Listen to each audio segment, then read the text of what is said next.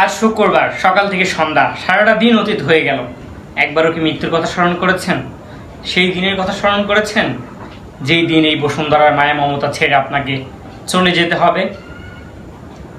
নির্বোধ না থেকে, বোকা না থেকে চালাক হন, চতুর হন। চালাক আর চতুরের মধ্যে পার্থক্য কি জানেন? হুজুর সাল্লাল্লাহু আলাইহি ওয়াসাল্লাম চালাক কারা বলে গিয়েছেন।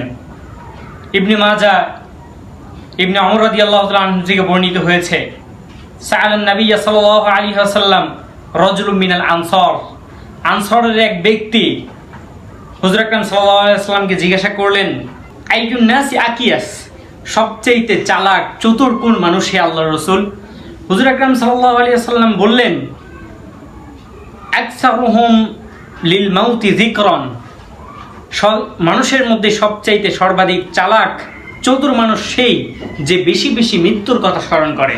অন্য এক হাদিসে এসেছে, হুজুর আকরাম সাল্লাল্লাহু আলাইহি ওয়াসাল্লাম ইরশাদ করেছেন, আল কাইয়ুসু মান দানা নাফসাহু ওয়া আমিলা লিমা বা'দাল মাউত, চালাক চতুর ব্যক্তি তো সেই যে নিজের সম্পর্কে জানলো আর মৃত্যুর পরের জন্য আমল করলো।